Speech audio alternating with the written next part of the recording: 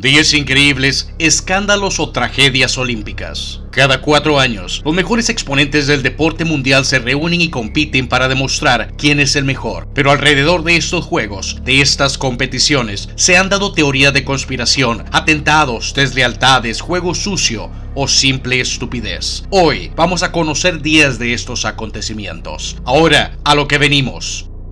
Número 10. El aventón al maratonista. El corredor estadounidense Frederick Lourdes se presentó a correr en el maratón en el curso de los terceros Juegos Olímpicos. Logró correr 9 de las 20 millas que exigía la prueba. Al verlo exhausto, su entrenador lo subió a su carro y abordó el auto, recorriendo las 11 millas restantes. Antes de llegar a la meta, se bajó del coche y completó el trayecto a pie. Fue el primero de los competidores en llegar y los jueces lo reconocieron como triunfador de la carrera y le colocaron una corona de laurel. Sin embargo, un espectador se había dado cuenta de la trampa y lo denunció. La Unión Atlética Amateur lo expulsó de todas las competencias, pero le levantó la sanción meses después, pues Lourdes se disculpó públicamente diciendo que no había tenido la intención de engañar.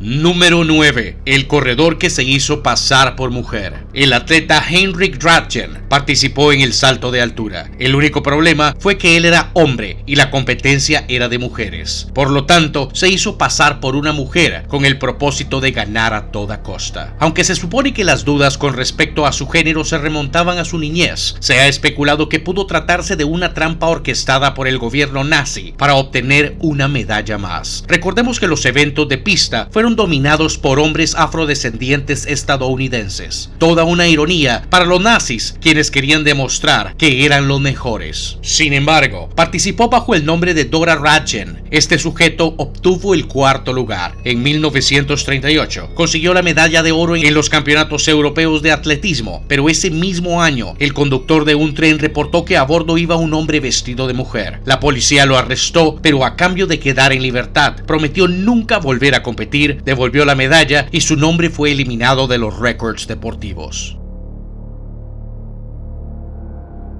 Número 8. Los casos de dopaje. El corredor canadiense que ganó la prueba de 100 metros perdió la medalla de oro al descubrirse que había usado estanosol, un esteroide anabólico patentado por los laboratorios Winthrop en 1962. También está el caso del velocista Marion Jones. La atleta estadounidense consiguió 3 medallas de oro y 2 de bronce en los Juegos de Sydney 2000. Perdió todas las preseas 7 años después, cuando las autoridades revelaron que había usado sustancias prohibidas. La Agencia de Estados Unidos contra el Dopaje descubrió que el laboratorio que le suministró los esteroides a Jones se anunciaba como un centro de nutrición. Los Juegos de Atenas 2004 fue el mayor número de casos de dopaje, con 30 casos. Aunque los Juegos de Beijing de 2008 promovieron el lema Tolerancia cero contra el dopaje, se registraron 20 casos.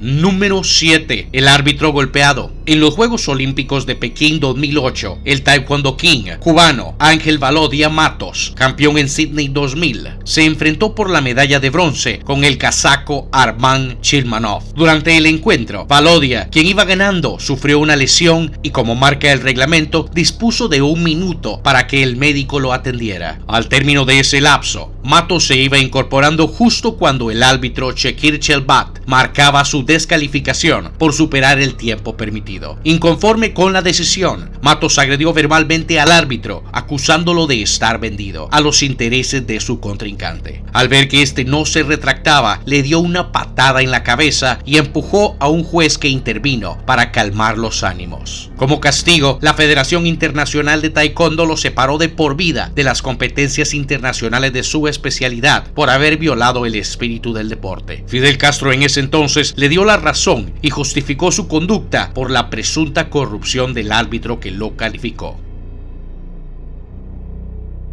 Número 6. Boicota los Juegos Olímpicos Moscú 1980. Tras la invasión soviética de Afganistán en 1979, el presidente Carter propuso el boicot a los Juegos que se iban a celebrar al año siguiente en Moscú. La renuencia de muchos países aliados de Estados Unidos a seguir esta propuesta llevó a un complejo forcejeo entre gobiernos y federaciones deportivas. Finalmente, países como Gran Bretaña o Australia, estrechos aliados de Washington en la escena internacional, optaron por una solución pintoresca: dar libertad a sus atletas para que decidieran por sí mismos su asistencia a Moscú. Este no fue el caso de Estados Unidos, donde el presidente amenazó con anular el pasaporte de cualquier atleta que quisiera asistir a los Juegos. Finalmente, 65 países no acudieron, de los que probablemente 50 no fueron a Moscú siguiendo el boicot decretado por Carter. 80 naciones participaron en los Juegos, el número más bajo desde 1956. Rusia arrasó con todas las medallas en esas Olimpiadas.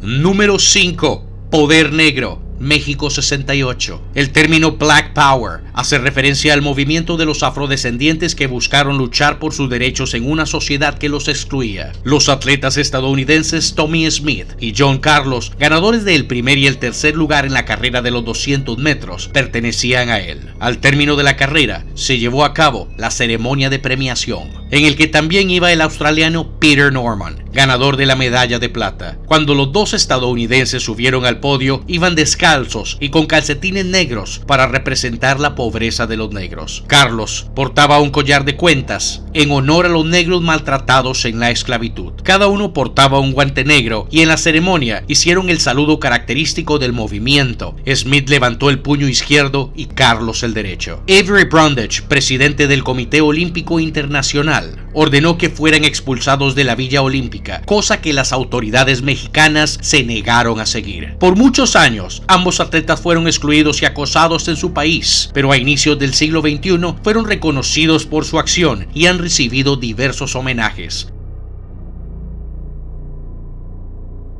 Número 4. La bomba en Atlanta, 1996. El atentado terrorista en el Centennial Olympic Park en Atlanta, Georgia, ocurrió el 27 de julio de 1996, cuando dicha ciudad era anfitriona de los Juegos Olímpicos de verano. La explosión de una bomba en el parque acabó con la vida de un espectador y provocó la muerte indirecta de un camarógrafo turco que sufrió un paro cardíaco. Otras 111 personas resultaron heridas. El ataque fue perpetrado por el terrorista estadounidense de ultraderecha Eric Robert Rudolph, quien llevaría a cabo 3 atentados más en la región durante los próximos meses. El guarda de seguridad Richard Jewell descubrió la bomba antes de que se detonara, logrando desalojar a la mayoría de los espectadores del parque. Rudolph, un carpintero y trabajador manual, detonó 3 bombas dentro de un estuche militar tipo Alice Pack. Los motivos de Rudolph se centraban en su oposición como cristiano fanático al aborto, a la homosexualidad y a los supuestos ideales socialistas y globalistas que, según él, promueven los Juegos Olímpicos. Rudolph buscaba la cancelación forzosa de las Olimpiadas, lo que no se cumplió.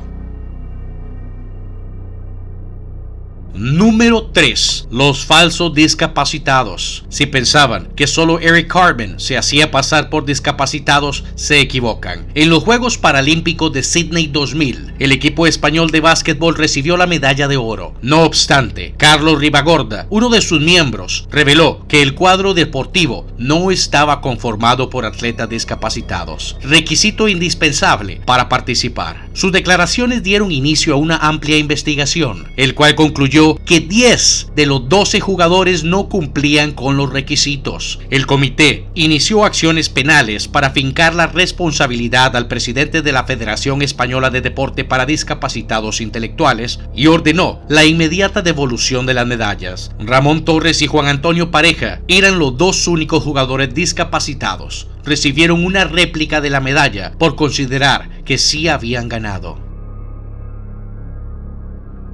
Número 2. El ataque contra Nancy Kerrigan. Durante los Juegos Olímpicos de Invierno, las patinadoras estadounidenses Nancy Kerrigan y Tonya Harding quedaron como rivales en las competencias eliminatorias. Harding se propuso evitar que Kerrigan llegara a la contienda. Su ex esposo y su guardaespaldas contrataron al delincuente Shane Stand para que atacara a Kerrigan. le rompiera la pierna e impidiera que se presentara a competir. El ataque se llevó a cabo. No le lograron romper la pierna, pero la imposibilitaron para competir en el siguiente campeonato nacional. Cuando las autoridades esclarecieron los hechos, Harding solo admitió haber encubierto el ataque. El Comité Olímpico Internacional inició gestiones para expulsarla. Sin embargo, desistió porque Harding amenazó con organizarles un juicio. Esta es una de las conductas antideportivas más famosas de la historia y del deporte olímpico, y es el único de esta lista que habla de un hecho en una Olimpiada de invierno.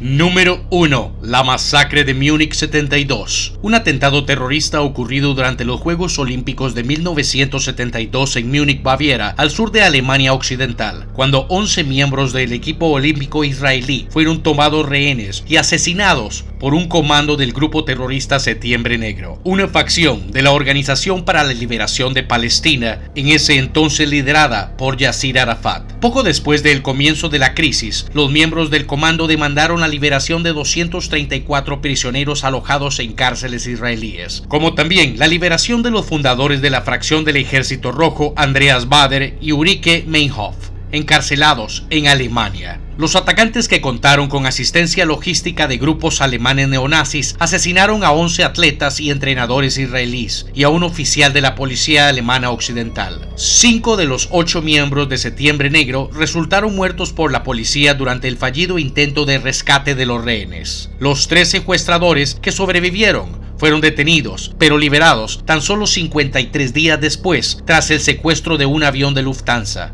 Israel respondió a los asesinatos organizando las operaciones Primavera de Juventud y Cólera de Dios, con el objetivo de castigar colectivamente a todos los responsables de la masacre. Estos fueron solo 10 escándalos, tragedias o atentados ocurridos en tiempo de Olimpiadas. Si te gustó el video, ayúdame con un like y compártelo. Sígueme en Facebook para conocer con anterioridad el tema a tocar en mi próximo video. Solo busca la palabra Pablo González. Buenos días, buenas tardes o buenas noches, donde quiera que estés. Y como siempre, hasta la próxima.